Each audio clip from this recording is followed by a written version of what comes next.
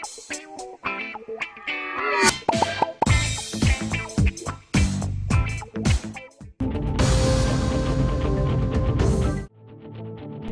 यानी कि Hyderabad disaster response and एसेस प्रोटेक्शन एजेंसी के हुक्काम ने जुमेरात को अलवाल के चिनारेड्डी कुंटा इलाके में 3 इमारतें मुनहदिम कर दी, जिन्हें मुबैना तौर पर FTL इलाके में गैर कानूनी तौर पर तामीर किया गया। मुकामी शहरियों ने शिकायत की थी कि उन इमारतों की तामीर के बाइस बारिश के दौरान पानी की कुदरती निकासी मुतासिर हो रही है, जिससे करीबी कॉलोनियों में पानी दाखिल हो रहा है।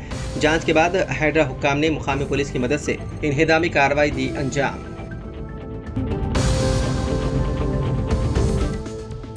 वज़ीर-ए-आज़म नरेंद्र मोदी ने जुमेरात के रोज़ यौम माहौलियात के मौके पर पौधा लगाकर एक पीडिमा के नाम साल 2025 मुहिम की शुरुआत की। साथ ही वज़ीर-ए-आज़म ने दिल्ली हुकूमत की पायदार ट्रांसपोर्ट पहल के तहत 200 इलेक्ट्रिक बसों को हरी झंडी दिखाई। इस मौके पर दिल्ली के लेफ्टिनेंट गवर्नर VK सक्सेना, वज़ीर आला रेखा गुप्ता, मरकज़ी वज़ीर भूपेंद्र यादव और दिल्ली के काबीना वज़ीर मनजिंदर सिंह सिरसा भी मौजूद थे। नई इलेक्ट्रिक बसें दिल्ली के 4 अहम डिपो खुश्क नाला, गाजीपुर, द्वारका और ईस्ट विनोद नगर से ऑपरेट की जाएंगी। ये बसें east Delhi, west Delhi, south Delhi, south west Delhi और सेंट्रल दिल्ली के कई अहम रूट पर चलेंगी।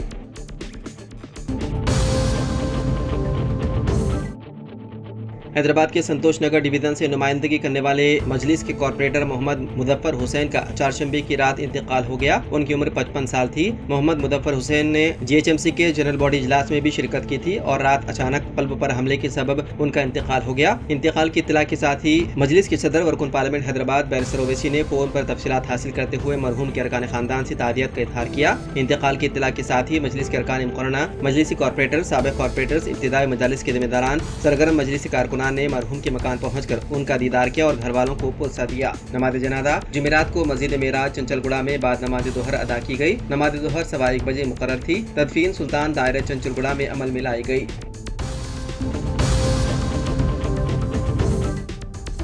शादी की बारात में शामिल एक कार हादसे का शिकार हो गई, जिसके नतीजे में कमसिन हलाक और 6 दीगर बाराती बशमूल दुल्हा भी जख्मी हो गया। इस हादसे के सबब शादी की तकरीब को मुलतवी कर दिया गया।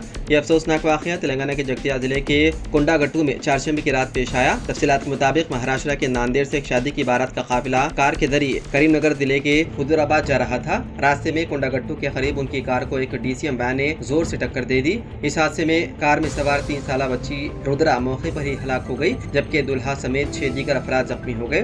जख्मियों को जगतियाल जिले अस्पताल मुंतकिल करके उन्हें इलाज किया जा रहा है। पुलिस ने सिलसिले में मुकदमा दर्ज करते हुए मसरूफ तहकीकात है।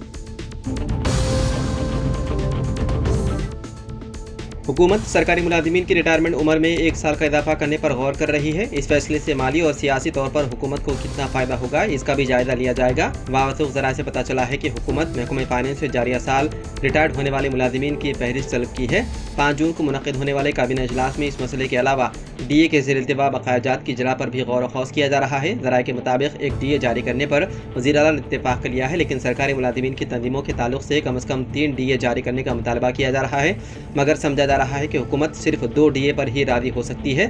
तेलंगाना में फिलहाल सुबुकदोश की उम्र 61 साल है। इसमें इजाफा करके 62 साल करने की तजवीज़ रियासती हुकूमत के ज़ेर गौर है।